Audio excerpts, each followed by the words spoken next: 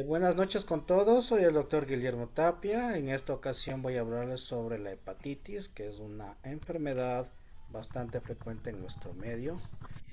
Antes de ello, quería señalarles que también tengo mi otra red social, que es en Odise. Ustedes ponen Guillermo Tapia y ponen aquí seguir a aquellos que ya no están en la plataforma de YouTube, ¿no? Bueno, con ese anuncio vamos a hablar de la hepatitis, ¿no? La hepatitis es una enfermedad bastante común en nuestro medio, ¿no? Esta enfermedad se caracteriza porque presenta altas concentraciones de sustancias tóxicas en el hígado, ¿no? Entonces, estas sustancias tóxicas que están en el hígado pueden ser debidos a varios factores, ¿no? La más común de todas es la hepatitis alcohólica. El 90% de ocasiones está producido por el alcoholismo, ¿no? Entonces, la hepatitis alcohólica padece en las regiones de Latinoamérica por las costumbres y los malos hábitos, ¿no? El hígado empieza a inflamarse y una vez que se empieza a inflamarse, empieza a relacionarse con el hígado graso, ¿no?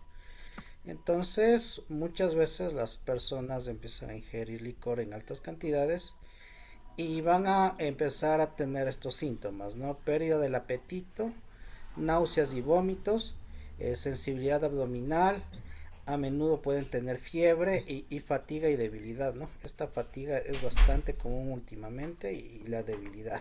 Siempre cuando hay fatiga y debilidad es un problema del hígado, ¿no? Causas de la hepatitis alcohólica, bueno, es un mal hábito, ¿no? Entonces el alcoholismo siempre genera este tipo de hepatitis, ¿no? Pero también si una persona está desnutrida y encima de eso es alcohólica, entonces se va a empeorar más, ¿no? Bueno, si la hepatitis continúa evolucionando, va a llegar a lo que es el hígado graso y va a terminar en lo que es la cirrosis hepática y con esto va a ser una enfermedad catastrófica, ¿no? Estas toxinas van a empezar a destruir lo que es el hígado, ¿no? La pregunta que te dicen cuándo ir al médico, cuándo no, depende, ¿no? O sea, la hepatitis lo ven como algo simple, pero para nosotros no es nada simple. La hepatitis siempre es un problema de salud, ¿no? La hepatitis se relaciona bastante también con los virus. Hay varios tipos de virus que producen la hepatitis. Muchos virus son aquellos que, bueno, hay virus de la hepatitis porque son propios del hígado. Entonces se los ha clasificado en varios números. La hepatitis A es, es un tipo de hepatitis que se produce en personas que consumen alimentos contaminados con el virus de la hepatitis por vía oral. La forma de transmisión es fecal y entonces este tipo de hepatitis es bastante común en los niños, generalmente es benigna, se caracteriza por presentar fiebre e ictericia, ¿no? Siempre hay que relacionar la ictericia con problemas del hígado, ¿no? La ictericia es de color amarillo, los ojos se hacen amarillos. La hepatitis B es bastante frecuente en las personas jóvenes. Es una enfermedad de transmisión sexual o por transfusión sanguínea o por pinchazos, es la forma de transmisión de la hepatitis. Esta hepatitis es benigna, pero es benigna en jóvenes y es maligna en niños, ¿no? Al contrario, la hepatitis A es maligna en personas adultas y benigna en niños. La hepatitis C es una hepatitis bastante grave porque esta hepatitis C no tiene cura, lamentablemente, y se produce por la transmisión de sangre, pinchazos, relaciones sexuales, objetos contaminados, y bueno, entonces la hepatitis C tiene la tendencia a producir cirrosis hepática y cáncer hepático, ¿no? La hepatitis D es una hepatitis poco frecuente, ¿no? Y es benigna. El problema es que muchas veces las personas pueden coinfectarse con hepatitis B y con hepatitis D. Estas dos virus cuando se unen hace una aceleración de la enfermedad y es bastante peligroso este tipo de hepatitis, ¿no? La hepatitis D es parecida a la hepatitis A. Se transmite igual de frente por vía oral, es un poco más fuerte que los demás tipos de hepatitis. Y bueno, ¿y cómo se contamina? Esta hepatitis se contamina por comer carne poco cocida, carne de caza. Generalmente también se transmite por el agua, ¿no? Entonces, estas son las causas más frecuentes de la hepatitis que nosotros tenemos, ¿no? Entonces, la pregunta es, nosotros cómo sabemos de cuando una persona tiene hepatitis, ¿no? Entonces, una persona cuando tiene hepatitis, generalmente vamos a ver a través de lo que son las escleras. Entonces, en las escleras es la parte blanca del ojo, ¿no? Entonces, en las escleras vamos a encontrar lo que es la hepatitis colestásica. Y en la hepatitis colestásica prácticamente vamos a ver, todas las hepatitis tienen los ojos inicialmente rojos y después se transforman en amarillos, ¿no? Entonces, las hepatitis generalmente van a dar dolor a nivel del hígado, porque está hinchado, va a dar náuseas y vómitos, en ocasiones puede dar diarrea. Si es el tipo de la hepatitis C no da síntomas, la única forma de identificarlo es a través de un examen de sangre donde se buscan los anticuerpos. Las complicaciones de la hepatitis depende del estado inmunitario, ¿no? Entre más bajo esté el estado inmunitario es más grave. Por eso las hepatitis son graves en estados de inmunodepresión. Las personas que están inmunodeprimidas, ya sea por tratamientos farmacológicos como es la quimioterapia o personas que tienen problemas de inmunodeficiencias adquiridas, desarrollan un cuadro que es la hepatitis fulminante, ¿no? La hepatitis fulminante se caracteriza porque el hígado empieza a inflamarse de forma rápida y a la vez ya no puede trabajar. Este tipo de hepatitis fulminante están ocurriendo más frecuente de lo común, ¿no? No sé las causas por qué sea.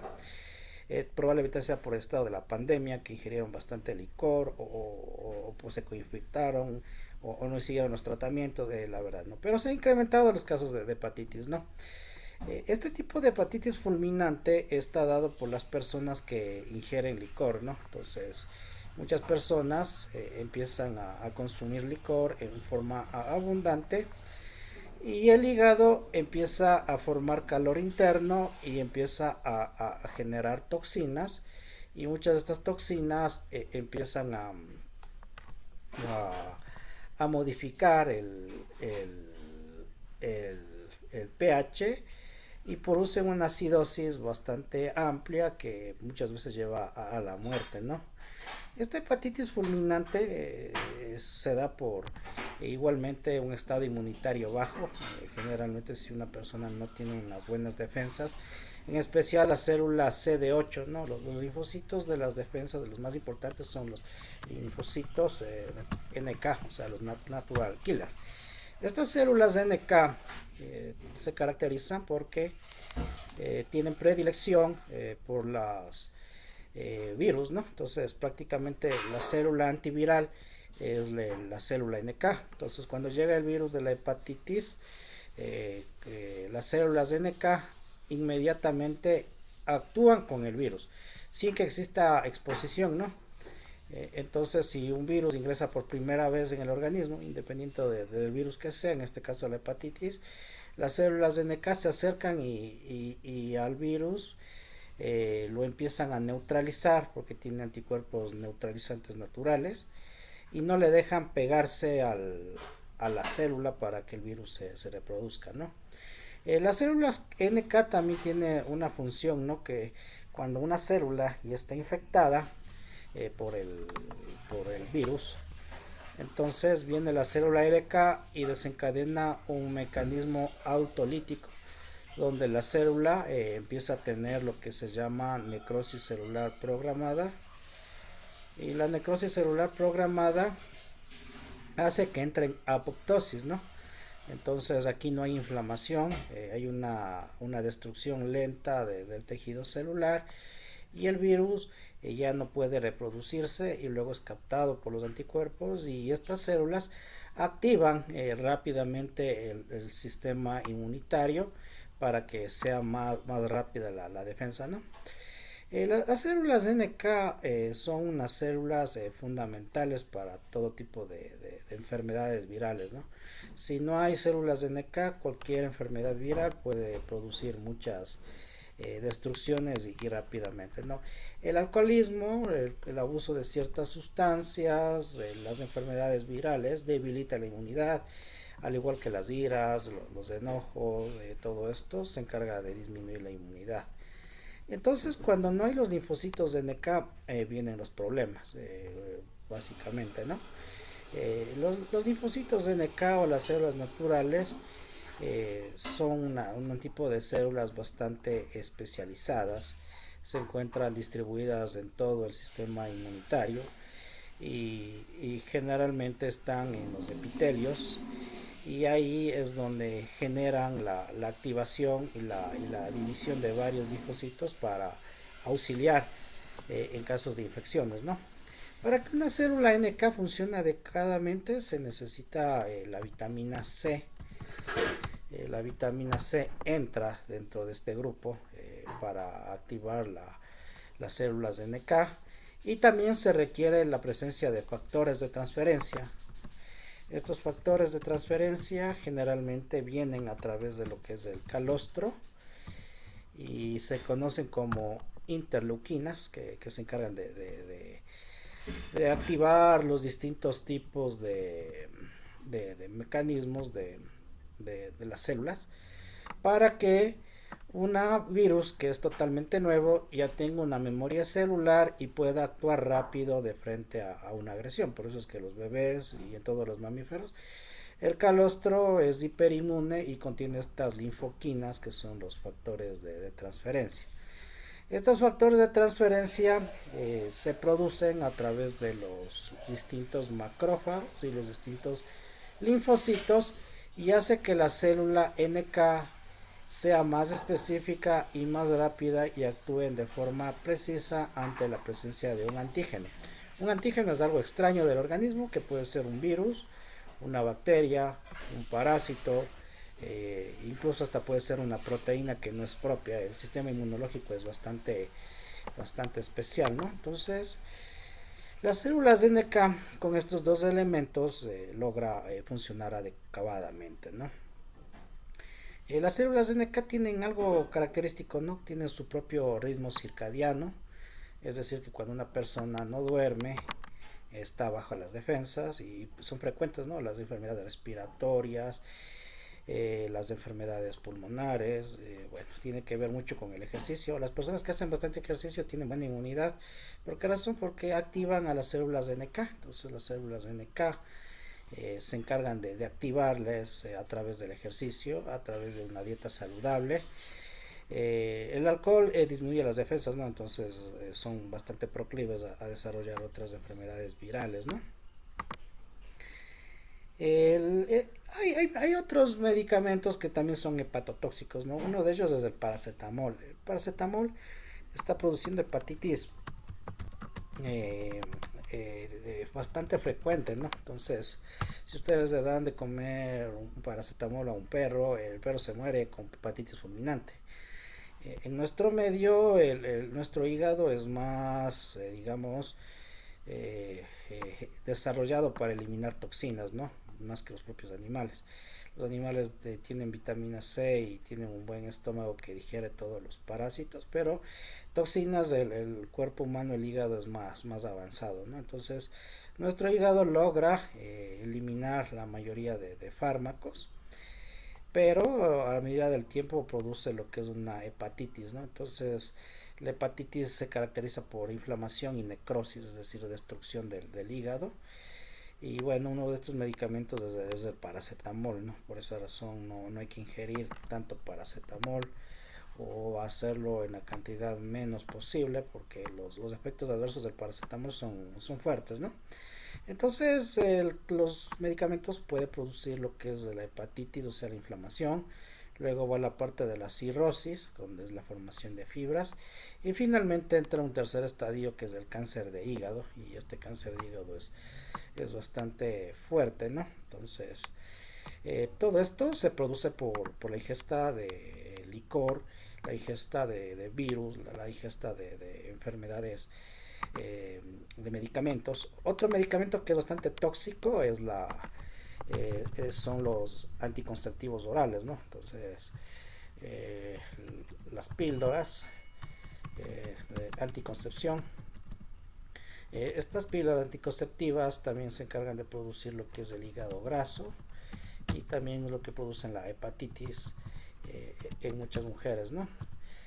Eh, Esto está inducido igualmente por, por lo que tiene un factor de lo que se denomina el estradiol. El estradiol es bastante patotóxico. Hay algunas drogas, ¿no?, que se consumen bastante frecuente, ¿no? Por ejemplo, la miodarona, utilizamos para los problemas de corazón y de hipertensión.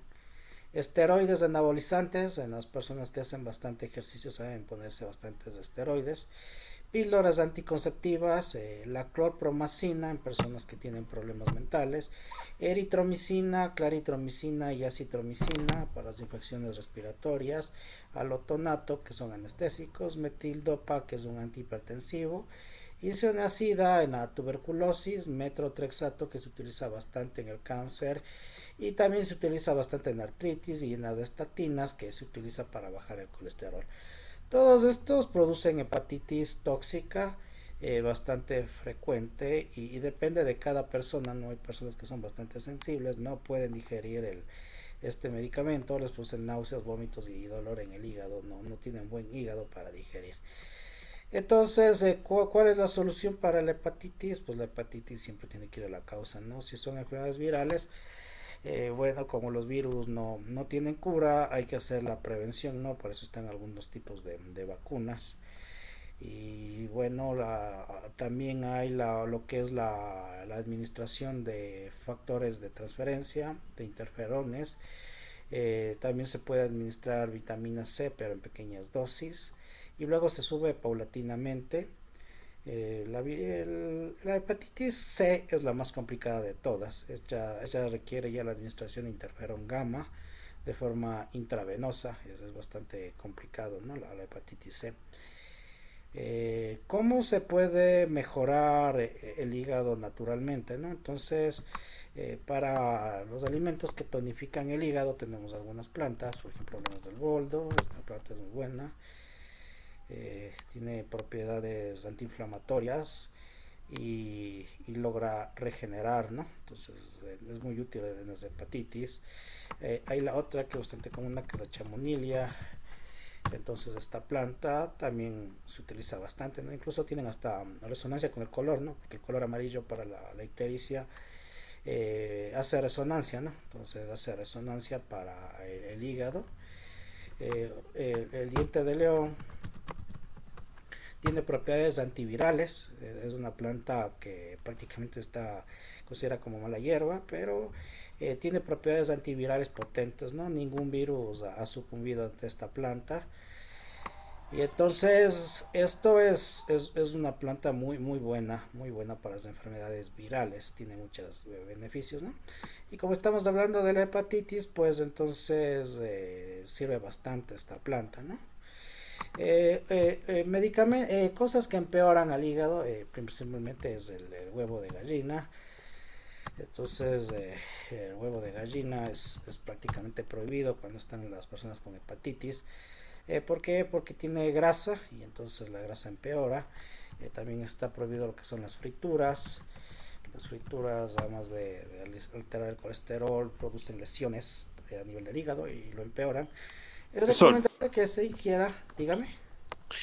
cuando usted menciona los huevos, me gustaría que hiciera como una parte sobre eso, porque aquí se utiliza mucho, las personas comen huevo todos los días, profesor, todos los días desayuno comen huevo, y uno se cansa de decirle que no, y todos los días comen huevo, y siempre salen con el hígado excitado, con parte dañada, la célula, con problemas a nivel hepático. ¿Qué usted me gustaría que usted me agregara algo y disculpe la interrupción? Ah, ya. Bueno, las personas que tienen problemas de hepatitis y problemas de hígado no pueden comer huevo, ¿no? Está prohibido. Y es más, el organismo les rechaza porque comen huevo y les sienten mal, ¿no? El huevo Sí, por sí no es malo, pero tampoco es bueno, ¿no? O sea, es un alimento como todos, tiene cantidades altas de albúmina, tiene cantidades de fosfolípidos, tiene algunas vitaminas. Lo malo es abusarse y comer todos los días porque eleva el colesterol. Si sí, comen huevo todos los días, se eleva el colesterol y esto es un factor de riesgo para que se inflame, como vimos anteriormente. Entonces, sí, el abuso del consumo de huevo inflama al organismo, incrementa el colesterol y los triglicéridos y también contribuyen al desarrollo de enfermedades cardiovasculares, ¿no? Entonces, ¿el huevo es ok. recomendable comerlo? Sí, abusar de ello no. ¿Cuánta frecuencia tiene que Ah, comer el huevo? Pues depende de cada persona. Generalmente el huevo es barato, la gente se puede nutrir porque tiene albúmina. La albúmina reemplaza a la carne y entonces ayuda bastante a lo que es el metabolismo de las proteínas. Pero el problema es de que si una persona ya está con problemas de nutrición no puede ingerir huevo. También si está con problemas de hígado graso está totalmente contraindicado, tiene que dejar de comer la comida grasa. Y los alimentos que tiene que comer son básicamente vegetales y fitovegetales, ¿no? Eso es. sí. Estuve escuchando, profesor, que después, por ejemplo, en el caso de las mujeres, después que pasan de 40 años, que eh, hay mucha escuela de medicina que dicen que el huevo solamente se debería de comer una sola vez a la semana porque es un alimento muy alergénico, que causa mucha alergia. Se podría decir que uno de los alimentos más alergénicos que hay y en Mm, consecuencia que solamente se debería de comer una sola vez. Pero también aquí se come mucho huevo que no es orgánico, profesor. El huevo son gallinas que están encerradas, que no cogen sol, que no encerradas. Eso, yo no sé si allá en su país pasa eso, pero esto es aquí, eso es terrible, profesor. Eso es terrible. sí, el problema es que muchas aves están en cautiverio y están consumiendo alimentos transgénicos y entonces Escénico, sí. producen huevos transgénicos, ¿no? Que son de cultivo, que son puestos con esteroides y ¿por qué? Exactamente, sí. Porque a las aves le hacen madurar, ¿no? O sea, de lo que un pollo demoraba 6 meses, le hacen madurar a la fuerza en 2 meses, ¿no? Sí. Incluso le dejan las luces prendidas para que se Sí. mantengan toda la noche comiendo. Y entonces es muy distinto consumir lo que es un huevo de campo, de uno producido en una incubadora. Es totalmente Ajá, distinto el color, sabor y tratamiento, ¿no? Por ejemplo, en la medicina sí. china, el huevo de gallina lo utilizan para tratar problemas de baja de peso y anemia, porque es altamente energizante a la sangre, ¿no? El huevo de ave ayuda bastante, bastante, bastante a lo que es lo que es la sangre, ¿no? Entonces, este huevo de gallina hace que las personas empiecen a enfermarse por la cantidad de alérgenos que tiene, ¿no? Entonces, produce alergias, también Sí, produce problemas de la presión arterial, produce problemas de estrés y también de derrames cerebrales, ¿no? Porque las personas que comen mucho huevo desarrollan problemas de hipertensión, eso estamos viendo, ¿no? Entonces lo mm, recomendable sería comer una vez a la semana, como usted lo dice. sí, A mi paciente cuando viene a mi consulta y tiene problemas de colesterol, se le quita el huevo totalmente, ¿no? Entonces el sí. huevo queda contraindicado Suspendido, totalmente, contraindicado. Sí. suspendido totalmente. Ok, Y como queda suspendido, entonces tiene que hacer la dieta para disminuir estos niveles de colesterol, ¿no? El huevo es una fuente alta de colesterol, ¿no? Entonces, eso es sí. importante. Pero en el caso de Y, las hepatitis, el huevo está totalmente prohibido, ¿no? Por esa razón he dicho que una y, persona... me, y, me, y me imagino, profesor, que ese huevo entonces, que no es criollo, que no es orgánico, Sí, todavía seguro que hace mucho más daño todavía sí, a la salud. de seguro debe hacer más daño, ¿no? Porque Sí, no sabemos no hay estudios, pero probablemente, ¿no? Sí, Entonces, ante la duda es sí, mejor evitarlo, ¿no? evitarlo, sí. Bueno, entonces esto es con las hepatitis, ¿no? Ya vimos lo que es las hepatitis fulminantes. Entonces las hepatitis fulminantes están producidas por estos elementos, ¿no? Entonces varios virus en personas inmunodeficientes con alcoholismo crónico, inmunodeprimidos, hacen hepatitis fulminante. Y esta hepatitis fulminante entra rápidamente en la falla hepática que compromete la vida, ¿no? Entonces aquí el tratamiento ya es directamente hospitalario, muchas veces se requiere hacer trasplantes de hígado. El hígado, como es el único órgano que se regenera en el organismo, eh, hace que sea bastante común ya en nuestro medio hacer trasplantes de hígado. Pero el problema es de que el trasplante de hígado no es tan fácil de hacerlo, ¿no? Y lo hacen en pocos lugares, en especial en los países del tercer mundo. Y en estos países del tercer mundo se consiguen donantes cadavéricos, y entonces se procede a realizar el trasplante, ¿no? Entonces, el trasplante de hígado tiene como cura prácticamente para las personas que tienen cirrosis. Pero en los países del primer mundo que ya son expertos en hacer trasplantes de hígado, han encontrado que a pesar de que se haga el trasplante de hígado, que es un hígado sano, la sangre sigue siendo tóxica y hay una especie de memoria celular que hace que ese hígado vuelva a ser nuevamente cirrótico, ¿no? Entonces ahí está involucrado lo que es la memoria celular y la terapia neural, ¿no? Porque muchas enfermedades de nuestro organismo no están en el sitio donde deberían estar, sino están en otros lados, ¿no? En este caso quedaron almacenadas en el sistema nervioso vegetativo y empiezan a generar este tipo de enfermedades que es prácticamente un órgano nuevo, ¿no? Lo mismo ocurre con el cáncer de hígado, ¿no? Porque el cáncer de hígado lo sacan y luego lo ponen en un hígado nuevo de otra persona y ese hígado otra vez hace cáncer. Entonces ahí está comprobado de que hay una memoria celular, o sea que la enfermedad no es como lo piensan, sino hay varias causas, ¿no? Bueno, con respecto a la hepatitis que nosotros estamos viendo, hay hepatitis virales que ya lo hemos visto, tóxicas que ya lo hemos visto, el paracetamol, medicamentos. Hepatitis autoinmune es lo que nos toca analizar ahora, ¿no? La hepatitis autoinmune es una enfermedad debido a que nuestro cuerpo empieza a atacar al organismo, bastante común en personas inmunodeprimidas. Este tipo de hepatitis autoinmune se presenta en personas inmunodeprimidas que tienen problemas por ingerir mucho metrotrexato, por ingerir mucho corticoide o porque están recibiendo tratamientos con terapias antineoplásicas, ¿no? Las terapias antineoplásicas tienen esta función de inhibir la inmunidad para que pueda actuar el fármaco, ¿no? Entonces las hepatitis autoinmunes ocurren por estos elementos, ¿no?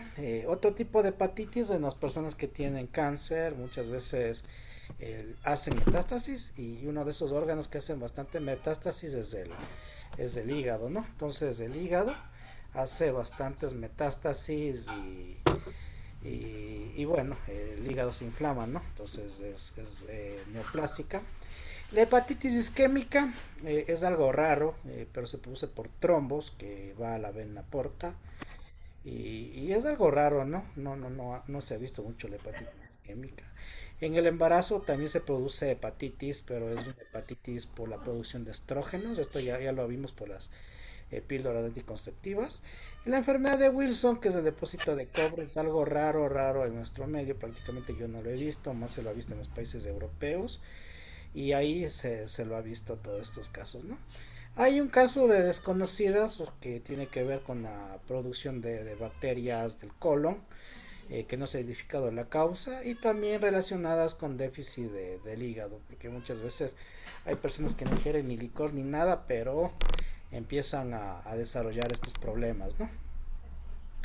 Entonces, hay un problema emocional, ¿no? Entonces, por eso dicen estás con el hígado virado o tienes problemas a nivel de hepático, ¿no?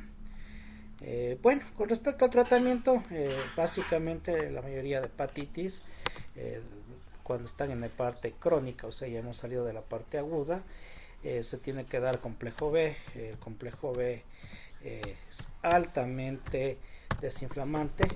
El complejo B tiene la formación de mejorar a lo que es la mitocondria. O sea, la mitocondria es prácticamente el asiento donde se producen todas las reacciones y funciona con el complejo B, ¿no? Entonces tenemos varios tipos de complejos B que actúan en distintos tipos. Esto ya lo vamos a ver con más detalle. Y se encarga en la producción de energía, ¿no? El complejo B es fundamental. La silimarina, la coenzima Q10 también ayudan bastante, sobre todo para la fase de recuperación. Y también ayuda bastante lo que son los factores de transferencia. Bueno, bueno, si tienen alguna duda, algo, no sé, les puedo ayudar.